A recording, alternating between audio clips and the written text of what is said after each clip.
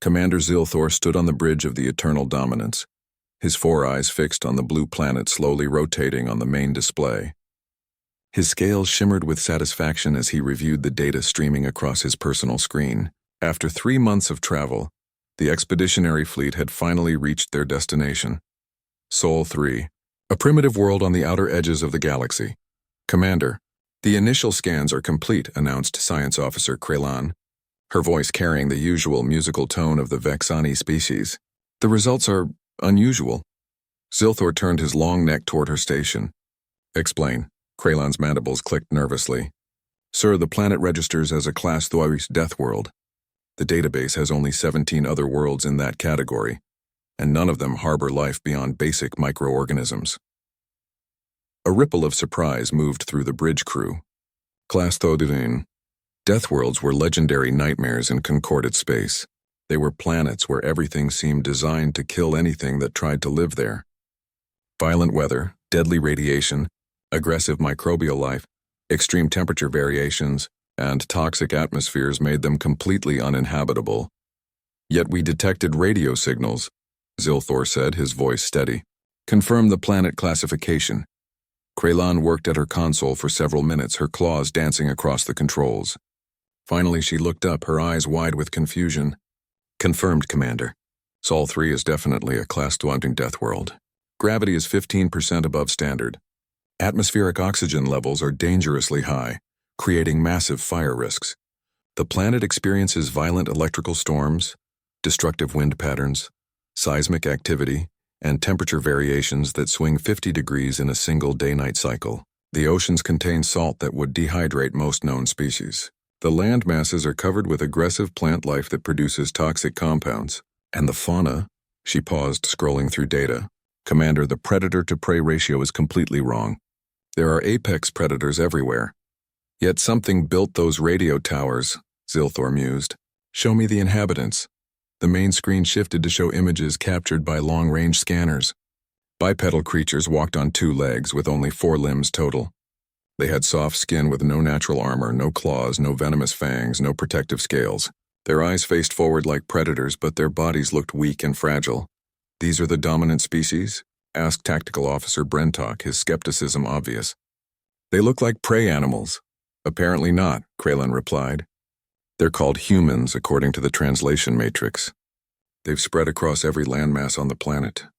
They've even built settlements in the most hostile regions. Zilthor felt a wave of understanding wash over him. Of course, these creatures hadn't evolved to dominate their death world. They had simply been lucky enough to survive in small pockets of habitability. They probably spent their entire existence hiding from their planet's dangers, cowering in their settlements, too terrified to explore or expand beyond their safe zones.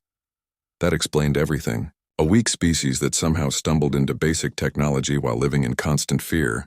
They would be perfect for integration into the Concordat as a servant class. Their primitive fear would make them easy to control. What is their technological level? Zilthor asked. Early industrial age, Kraylan reported. They've developed basic spaceflight, reaching their own moon, but nothing beyond their immediate solar system. No energy shields, no plasma weapons, no faster-than-light capability. Their most powerful weapons are crude chemical explosives and primitive nuclear fission devices. Nuclear weapons? Brentok laughed, a harsh clicking sound. They still use atomic fire? How barbaric, Zilthor nodded slowly. They're primitives who got lucky. Nothing more. He turned to his communications officer. Nalvek, open a channel to the planet. Standard Concordat protocol. Nalvek's tentacles worked across his station. Channel open, Commander. Zilthor straightened his posture, activating the translation matrix that would convert his words into the humans' primary languages. He had given this speech hundreds of times before to dozens of species. It never changed. Inhabitants of Sol 3, he began, his voice projecting authority. I am Commander Zilthor of the Galactic Concordat. Your world has been identified for integration into our civilization. You will submit your governmental authorities to Concordat oversight within 3 standard rotations. Failure to comply will result in pacification measures. Resistance is futile. The Concordat has brought peace and order to over 10,000 worlds. Yours will be no different. Acknowledge your compliance. He closed the channel and settled back into his command chair. Around him, the bridge crew returned to their duties with casual efficiency. This was routine. Every primitive species reacted the same way. Shock, fear, and then inevitable surrender. The humans would be no different. Commander, Nalvik said after an hour had passed. We're receiving a response from the planet. Put it through. The view screen showed a human female, her face composed and surprisingly calm. She wore some kind of formal attire and sat behind a large desk. Behind her, Zilthor could see a symbol with blue and white colors. This is Secretary General Maria Santos of the United Nations, the human said. Her voice was steady, showing no sign of the fear Zilthor expected. Your message has been received and discussed by the representatives of Earth's nations. Our response is simple no. Zilthor blinked in surprise. That was unexpected.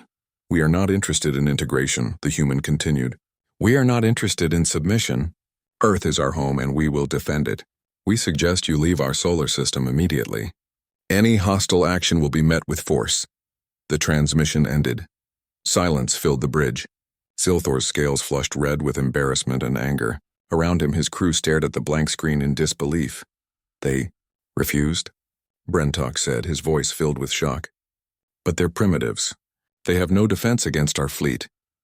They don't understand what they're facing, Kralin offered. Living on a death world has probably damaged their reasoning abilities. They're probably insane from generations of fear and stress. Zilthor's mind raced. This had never happened before. Species always surrendered after the first contact. Always. The Concordat fleet was massive, overwhelming, undeniable. Yet these humans, these weak, soft creatures who somehow survived on a nightmare planet, had simply said no. Perhaps they need a demonstration, Zilthor said finally. Brentok, prepare landing forces. 3 sites. Choose uninhabited areas to minimize casualties. We'll show them our power. Let them witness Concordat troops on their soil and they'll understand that resistance is meaningless. Yes, Commander, Brentok replied, already working at his console. Selecting landing zones now. I recommend wilderness areas away from their population centers. We don't want to appear too aggressive. Excellent thinking, Zilthor approved. Choose the most uninhabitable regions on the planet. Places where even these humans don't live. That will prove we can go anywhere on their world with ease. As the tactical officer worked, Zilthor felt his confidence returning. This was a minor setback, nothing more. The humans would see Concordat soldiers walking freely through their most hostile environments, and they would understand the futility of resistance. He looked at the blue planet on the view screen and allowed himself a moment of pity. These poor creatures living their entire existence in fear on a death world had finally encountered a superior civilization. Soon they would be freed from their nightmare planet, given easier lives as servants of the Concordat. It was almost merciful, really. Landing zone selected, Commander, Brentok announced. 3 sites. 1 in a region they call Amazon Rainforest, 1 in Australian Outback, and 1 in Siberia. All regions are classified as extremely hostile in the human databases. Minimal populations. Perfect for our demonstration. Excellent, Zilthor said. Deploy the forces. And Brentok? Tell them to be quick but visible. We want the humans to see what we can do. As the crew prepared the landing operation, Zilthor returned his attention to the view screen. The blue planet looked so peaceful from orbit. How bad could it really be? He would soon find out. The first dropship descended through Earth's atmosphere, carrying 50 Concordat soldiers toward the Amazon rainforest.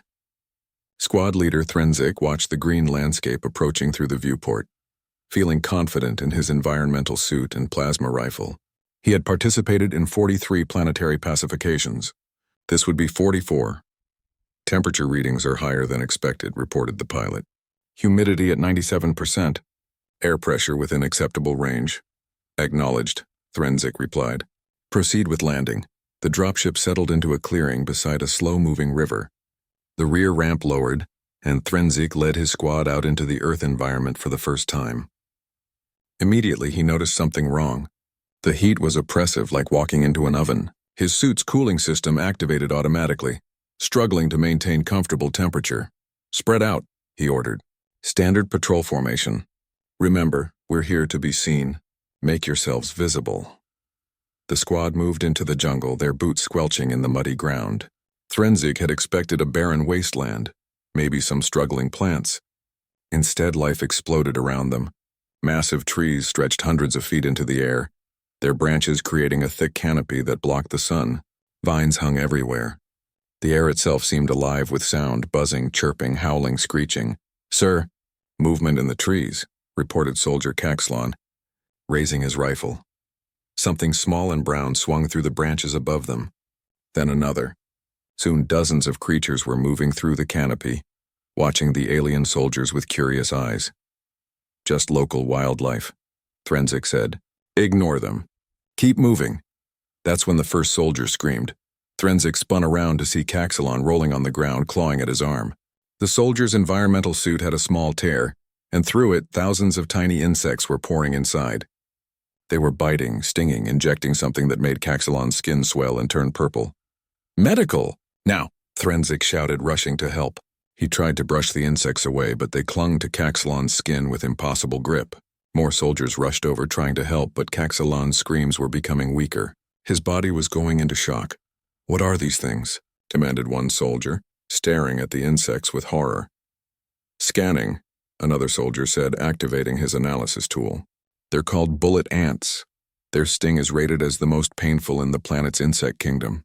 One sting causes 12 hours of intense pain. Caxlon has been stung hundreds of times." Threnzik felt his blood run cold.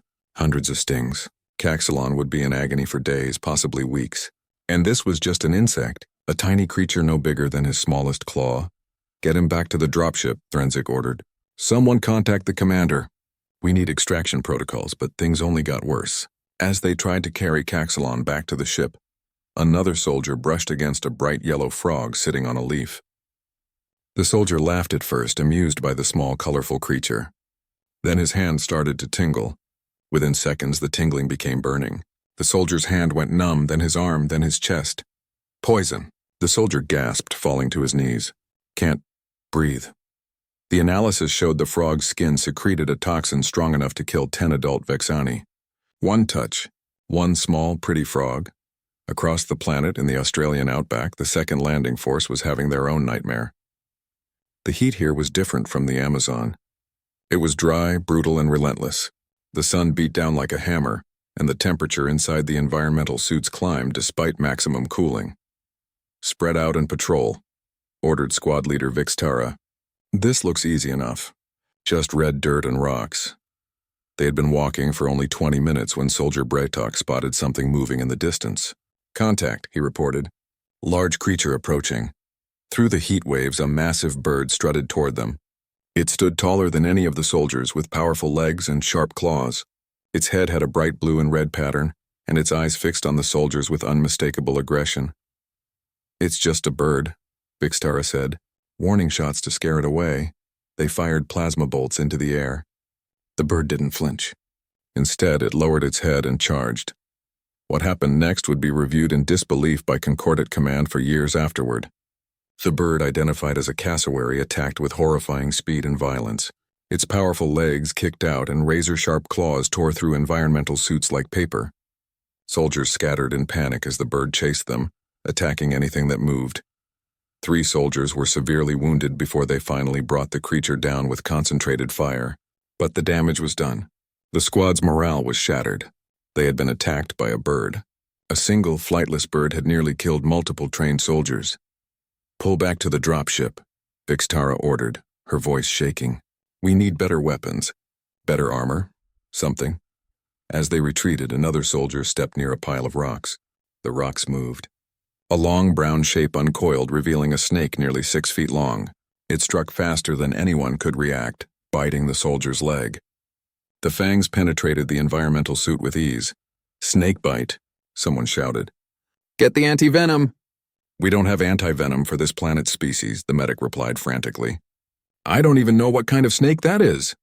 "Inland taipan," the analysis computer reported. "Most venomous snake on the planet. One bite can kill 100 adult humans. Venom attacks the nervous system, blood cells, and muscles simultaneously." The soldier was dead within 15 minutes. In Siberia, the third landing force faced a different horror: the cold. The temperature was minus 30 degrees Celsius and dropping. The soldiers' environmental suits, designed for controlled climate worlds, struggled to keep their occupants warm. "This is insane," muttered Soldier Kralvex, watching his breath fog in the air inside his helmet. "How does anything live here?" "According to scans, millions of humans live in this region," reported the squad leader. "They've adapted to these conditions." "Impossible," Kralvex replied. "Our species would die in these temperatures within hours, even with our suits." They watched in amazement as their scanners detected wildlife moving through the frozen forest. Massive white bears that could crush a soldier with one paw, wolves that hunted in coordinated packs, small fluffy creatures called Arctic foxes that somehow survived in temperatures that would kill most galactic species instantly. Then the blizzard hit. Wind speeds exceeded 100 kilometers per hour. Snow whipped through the air so thick that visibility dropped to less than a meter. The soldiers huddled together, their suits' heating systems working at maximum capacity and still barely keeping them alive. "We need to get back to the dropship," the squad leader shouted over the howling wind. But in the whiteout conditions, they couldn't find their way. The wind was too strong. The cold was too intense. One by one, soldiers began to succumb to hypothermia, their suits unable to protect them from Earth's brutal winter. Back in orbit, Commander Zilthor watched the disaster unfold with growing horror. All three landing forces were in trouble. Casualties were mounting. His soldiers were being killed or wounded by insects, birds, snakes, weather, and plants. "Commander, we're receiving distress calls from all three sites," reported Communications Officer Nalvek. "They're requesting immediate extraction." "Granted," Zilthor said immediately. "Get them out of there now." As dropships rushed to retrieve the landing forces, Zilthor stared at the casualty reports in disbelief. 47 wounded, 12 dead, and they hadn't encountered a single human soldier. They had been defeated by the planet itself. "Commander," Science Officer Kralon said quietly, "I've been analyzing the landing zone selections. Sir, those weren't uninhabited wastelands. Humans live in all three regions, millions of them." "That's impossible," Zilthor replied. "Those environments are lethal." "Not to humans," Kralon said. "To them, those are normal environments. They've built cities in places we considered too dangerous to even visit." "Sir, the Amazon region supports hundreds of human tribes who live there permanently without any environmental suits or technology. The Australian outback has human settlements. Siberia has entire cities with millions of inhabitants." Zilthor felt something he hadn't experienced in decades. Fear. If humans lived in those nightmare environments, if they considered those places normal, then what kind of creatures were they? What kind of species thrived on a Clastothene death world, and what had he just declared war against? Commander Zilthor sat in his private quarters, surrounded by holographic displays showing information about humans. After the disaster of the landing operations, he had ordered his science team to compile everything they could learn about Earth's dominant species. What he was reading made his scales turn pale with worry. "Computer, show me human military history," he commanded. The display shifted, showing a timeline that stretched back thousands of years. War after war, battle after battle, conflict after conflict, the humans had been fighting each other for their entire recorded history. They had developed thousands of different ways to kill members of their own species. Zilthor clicked through the entries with growing horror. Humans had created swords, spears, arrows, guns, cannons, bombs, missiles, chemical weapons, biological weapons, and nuclear weapons. They had fought wars that killed millions of their own kind. They had survived plagues that wiped out half their population and then kept fighting. They had endured ice ages, asteroids impacts, supervolcanic eruptions, and massive floods.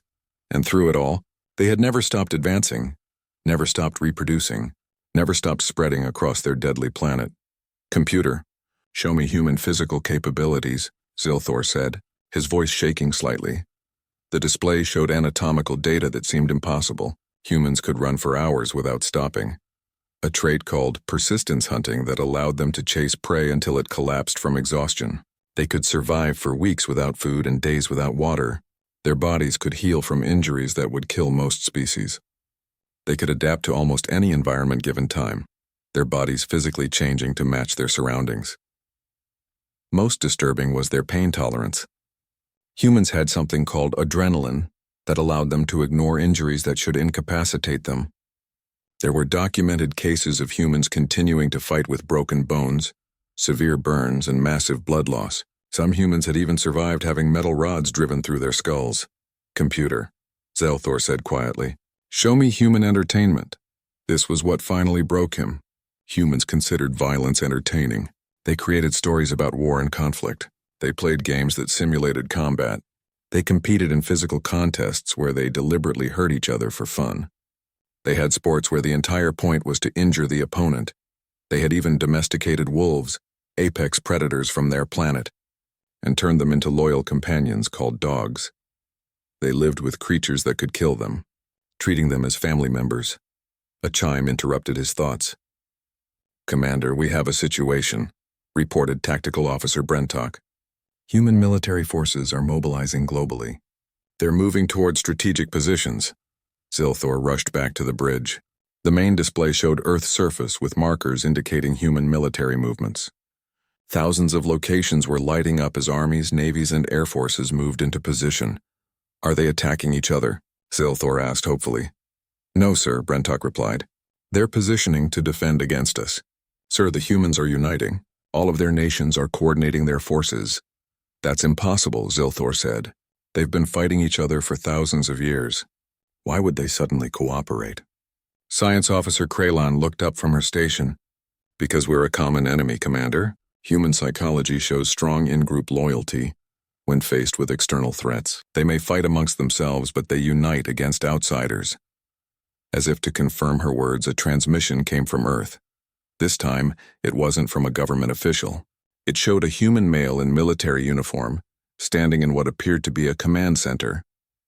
Behind him, Zilthor could see humans from dozens of different nations all working together.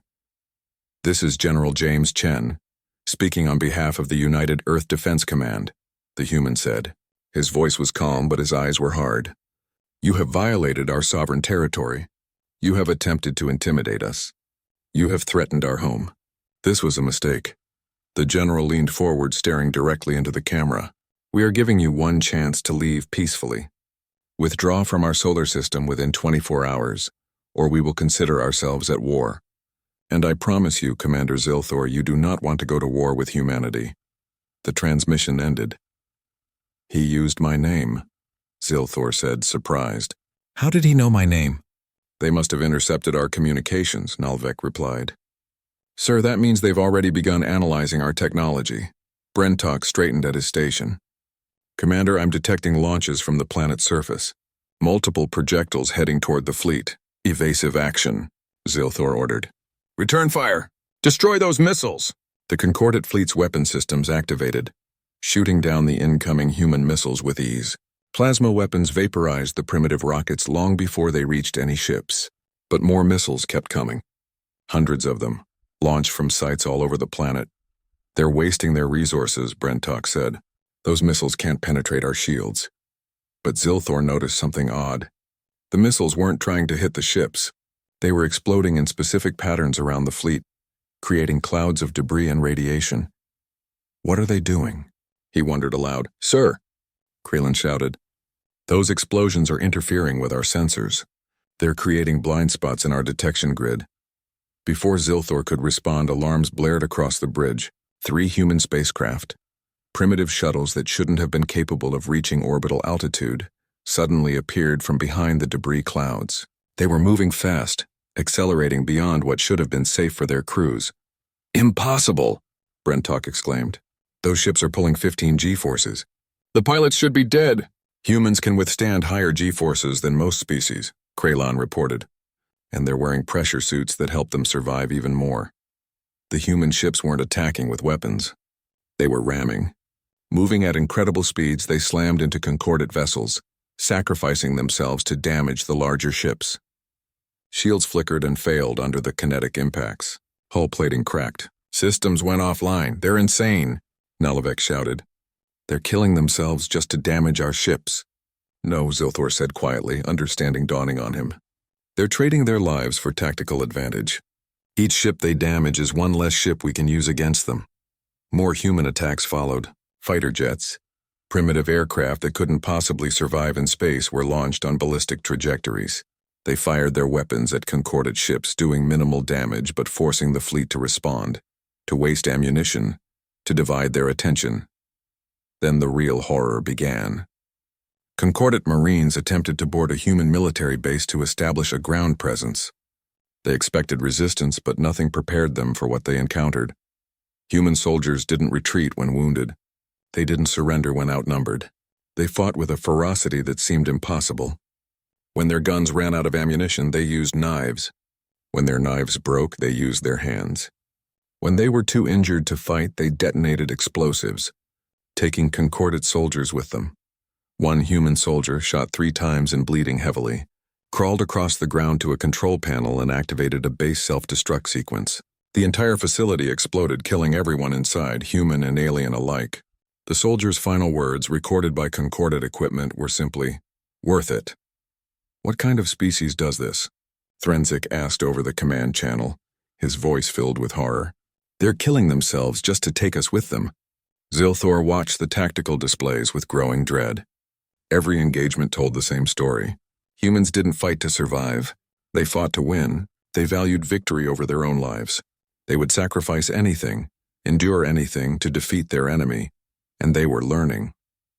With each battle, humans adapted their tactics. They studied concordant weapons and developed countermeasures. They analyzed alien psychology and exploited weaknesses. They were reverse engineering captured technology at speeds that should have been impossible. "Commander," Kraylan said softly, "I've been analyzing human biology further. Sir, they're not just adapted to their death world.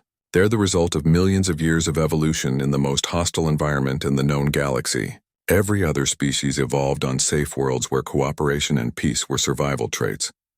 Humans evolved where aggression, endurance, and adaptability were necessary for survival." She paused, her voice dropping to almost a whisper. "Sir, we're not fighting a civilization. We're fighting a planet's worth of apex predators who learn to use tools." Zilthor stared at the blue planet on the view screen. It looked so peaceful from up here. But now he understood the truth. Earth wasn't a death world despite its inhabitants. Earth was a death world that had forged its inhabitants into something terrifying. "Get me casualty reports," he ordered quietly. The numbers appeared on his screen. In 3 days of fighting, the Concordant had lost more soldiers than in the previous 50 years combined. Medical facilities were overwhelmed. Morale was collapsing. Soldiers were refusing to deploy to Earth's surface. Some were even requesting psychological evaluation, claiming trauma from their encounters with humans. And through it all, the humans kept coming.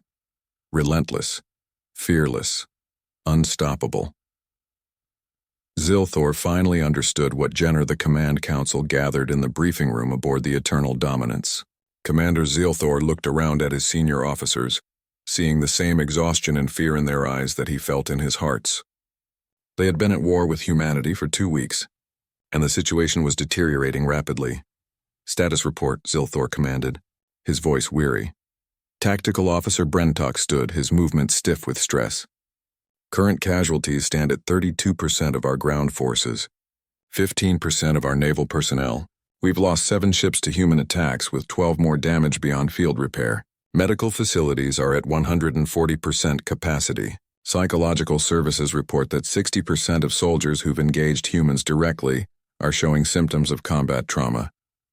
The silence in the room was heavy. Those numbers were catastrophic. The Concordant fleet had been designed to intimidate and overwhelm primitive species, not to fight an actual war. "How is this possible?" asked Fleet Coordinator Vixthen. "They're primitives. They don't even have faster-than-light travel. They shouldn't be able to touch us." Science Officer Kraylan activated the holographic display, showing footage from recent engagements. "They're compensating for their technological disadvantages with tactics, creativity, and sheer determination. Watch this."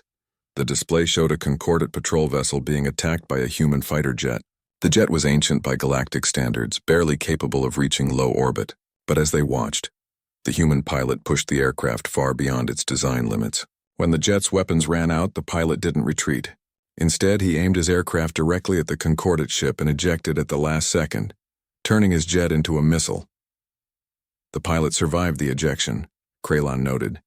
Humans recovered him, gave him another aircraft, and he flew another mission the same day. They interviewed him. He said, and I quote, "That was fun. Let's do it again." Several officers made sounds of disbelief. "Fun?" Vix then repeated. "He almost died and he called it fun? Human psychology is very different from ours. Kralon explained. They produce large amounts of chemicals in their brains during dangerous situations. Adrenaline, dopamine, endorphins. These chemicals make them feel excited, happy, even euphoric during combat. Some humans become addicted to this feeling. They seek out danger deliberately. Brentok brought up another video. Here's something else that's disturbing. The footage showed a human military base under attack. Concordate forces had surrounded the facility expecting surrender. Instead, the humans fought harder. When Concordate troops breached the walls, they found that every single human inside had chosen to fight to the death rather than surrender. Even the medical staff had armed themselves.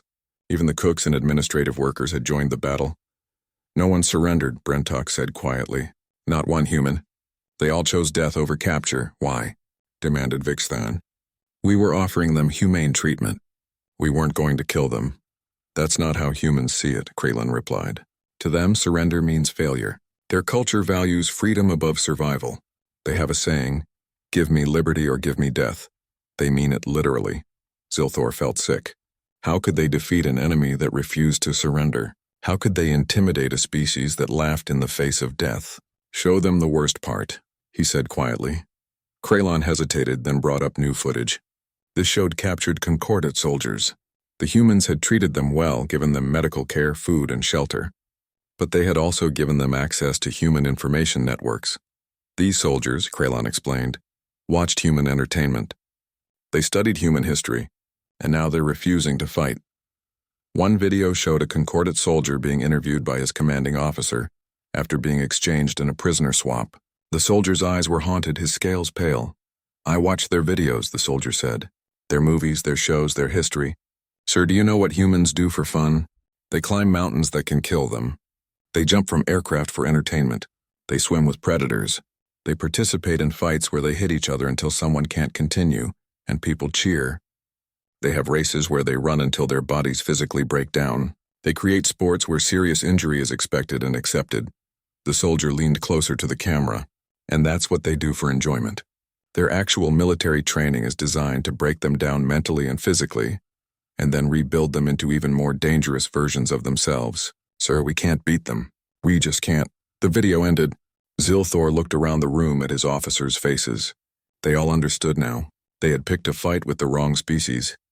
Commander, Nalavek said, we're receiving a transmission from the Concordate High Council. They want a status update. Zilthor felt his heart sink. He had been avoiding this conversation. Put them through. The hologram shifted to show 5 members of the High Council, representing the major species of the Concordate. They looked expectant, assuming the primitive humans had been easily pacified. Commander Zilthor, began Counselor Vrenix of the Korthan species. Please report on the integration of Sol 3. Zilthor took a deep breath. Counselors, the operation has encountered unexpected difficulties. The humans have refused to surrender and are mounting significant resistance. Resistance? Vrenix sounded amused. They're primitives, Commander. Surely your fleet can handle a few rebels with chemical weapons. It's more complicated than that, Counselor. The humans are... Commander, interrupted Counselor Felsha of the Shindari. Are you telling this council that your entire fleet cannot pacify one pre-FTL civilization? Zilthor felt his career crumbling around him, but he pressed on. Counselors, with respect, Earth is not a typical pre-FTL civilization. It's a class Deathworld. The dominant species has evolved. We are aware of the planet classification, Vrenix cut him off. That makes it even more puzzling. Deathworld inhabitants should be grateful for rescue. Why are they fighting? Because they don't want to be rescued, Counselor. They thrive on their Deathworld. It made them what they are, and what they are is extremely dangerous. The council members looked at each other with expressions of disbelief and growing anger.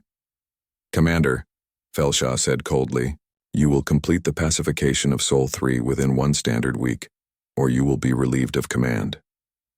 Do you understand?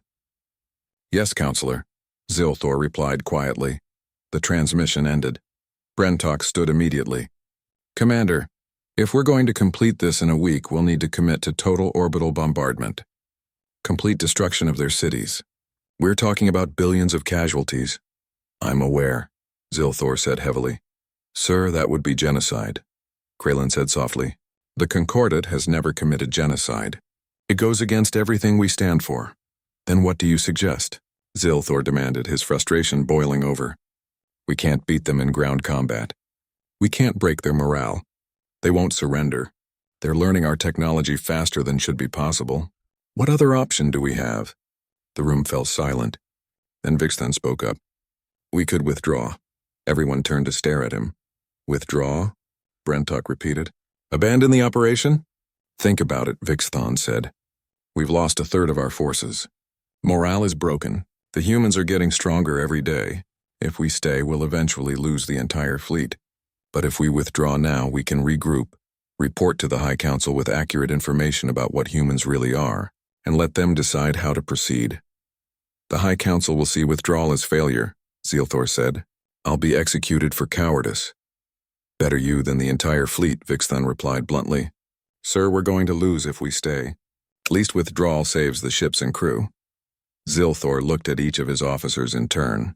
He saw agreement in their eyes. They all knew the truth. They couldn't win this war.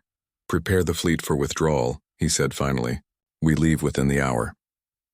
As his officers rushed to carry out the order, Zilthor returned to the view screen showing Earth.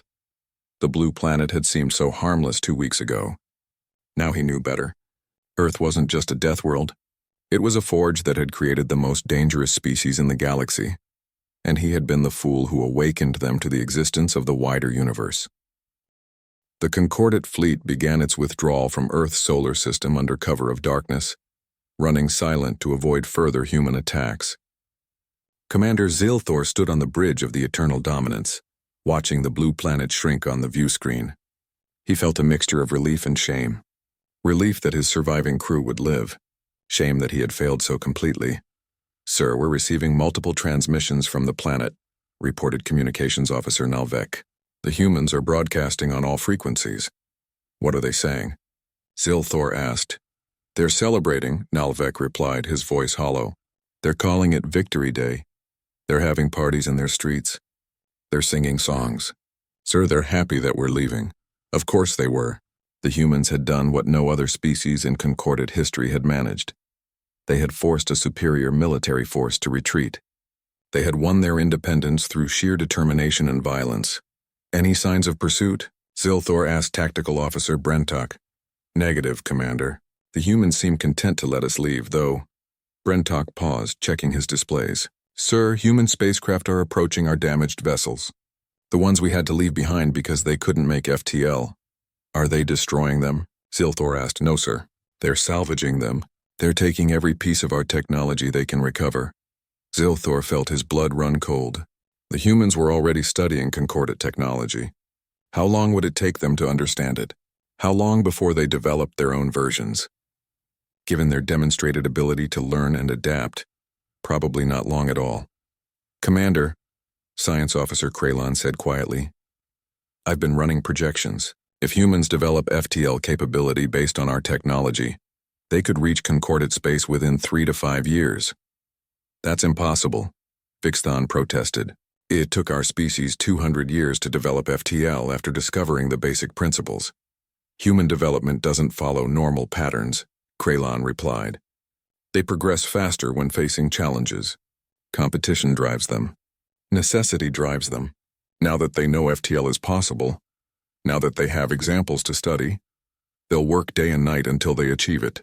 And they'll do it as a unified species because they have a common goal, to ensure they're never threatened like this again. The journey back to Concordat space took 3 months. During that time, Zilthor prepared his report. He knew what would happen when he presented it. The High Council would be furious. They would likely execute him for failure. But he had to make them understand the truth about humanity, even if it cost him his life. The fleet arrived at Concordat Prime, the capital world of the galactic civilization. Zilthor was immediately summoned before the High Council. He stood in the Grand Chamber surrounded by representatives from dozens of species, all of them staring at him with expressions ranging from anger to contempt. Commander Zilthor, began Councillor Vrenix, his voice cold with fury. You have disgraced the Concordat. You had an entire fleet, the most powerful military force in this sector of space, and you could not pacify one primitive world. Explain yourself. Zilthor straightened his posture, accepting his fate. Counselors, Earth is not a primitive world. It is a Class 3 Deathworld inhabited by the most dangerous species I have encountered in my 40 years of service. Dangerous? Scoffed Counselor Felsha. They don't even have energy weapons. They don't need energy weapons, Counselor. They have something far more dangerous. An evolutionary history that forged them into perfect warriors. Every other species in the Concordat evolved on safe worlds where cooperation was the key to survival. Humans evolved on a world where everything was trying to kill them. For millions of years, they survived by being more aggressive, more adaptable, and more relentless than anything else on their planet. Zilthor activated a holographic display, showing footage from the battles. Watch this. Watch how they fight. Watch how they refuse to surrender even when facing certain death. Watch how they sacrifice themselves without hesitation. Watch how they turn their own bodies into weapons when nothing else is available. The council watched in silence as the videos played. Humans fighting with broken bones. Humans laughing as they flew suicide missions. Humans improvising weapons from whatever materials they could find. Humans working together with a coordination that rivaled the Concordat's best military units. In 2 weeks of fighting, Zilthor continued, humans inflicted 30% casualties on my fleet. They destroyed 7 ships and damaged 12 more. They captured Concordat technology and are already reverse engineering it. And they did all of this without faster-than-light travel, without energy shields, without plasma weapons. They did it with chemical explosives, kinetic weapons, and sheer determination. This is clearly an exaggeration, Brennick said, though his voice had lost some of its certainty. No pre-FTL species could cause such damage. Then explain the casualty reports, Counselor. Explain why 60% of my soldiers who fought humans are suffering from psychological trauma. Explain why several of my ships will never fly again. Explain why some of my soldiers are refusing to return to duty because they're terrified of ever facing humans again. Counselor Tharnek of the Quellan species leaned forward. What do you recommend, Commander? Quarantine Earth, Zilthor said immediately. Mark it as forbidden territory. Never contact humanity again, and pray to whatever gods you believe in that they never develop FTL capability, because if they do, the galaxy will never be the same. You're suggesting we hide from a primitive species? Felsha demanded. I'm suggesting we avoid a war we cannot win, Zilthor replied. Counselors, the Concordat has maintained peace for 3,000 years because we've never faced a real challenge. We intimidate smaller civilizations into submission. We've never fought an actual war. Humans have been at war for their entire existence. It's in their blood, their culture, their very nature. We can't beat them. Then what you're describing is not a civilization, Vranik said. You're describing monsters. No, Zilthor corrected. I'm describing survivors, Deathworlders, and we made the mistake of threatening them. The council deliberated for hours. Finally, they reached a decision. Zilthor's report would be classified as the Terra Report and sealed in the Concordat archives. Earth would be marked as forbidden territory. Any ship that approached the Sol system would be automatically recalled, and Zilthor would be allowed to retire rather than face execution, in recognition of his service record prior to this disaster. But the decision to classify the report would prove to be the Concordat's second greatest mistake. 3 years later, everything changed, Zil. Thor was living in quiet retirement on a peaceful, agricultural world when he received an emergency transmission from Concordat Prime. His scales went pale as he watched the news report. Human ships had appeared at the edge of Concordat space, not primitive chemical rockets, not slow-moving generation ships, actual FTL-capable vessels, clearly based on Concordat designs but modified with human innovation. They were faster than Concordat ships, more maneuverable, and according to initial scans, heavily armed. The human ships broadcast a message on all frequencies. This is Captain Sarah Martinez of the Earth Alliance Starship Endeavour. We come in peace, but we are prepared for war. We wish to establish diplomatic relations with the Galactic Concordat. We also wish to make clear that Earth is under the protection of humanity, and any future aggression will be met with overwhelming force. We await your response. Zilthor watched the footage of the human ships with a mixture of awe and terror. They had done it. In 3 years, humanity had gone from pre-FTL to faster-than-light travel. They had built a fleet. They had reached the stars. and judging by the design of their ships, they had improved on Concordat technology. The humans hadn't just copied what they captured, they had made it better. The news report continued, showing the panic spreading through Concordat worlds. Species that had never known fear were suddenly afraid. The High Council was calling emergency sessions. Military forces were mobilizing, though no one seemed to know what they were mobilizing for. Some counselors were calling for war. Others were calling for negotiations. A few were calling for immediate evacuation of border worlds. Zilthor turned off the display and walked outside into the peaceful night. He looked up at the stars, wondering which one was Sol. Somewhere out there, humanity was taking its first steps into the wider galaxy. The Concordat's greatest mistake had not been invading Earth. Their greatest mistake had been teaching humanity that they were not alone in the universe. Now the Deathworlders were coming, and they were angry. Zilthor had seen what humans could do when defending their home. He could only imagine what they would be capable of when they went on the offensive. The galaxy had been at peace for 3,000 years. That peace was about to end. Not with a whimper, but with the roar of human engines as they spread across the stars, claiming their place among the galactic civilizations. The age of the Concordat was ending. The age of humanity was beginning. Thank you for watching, and comment for next part.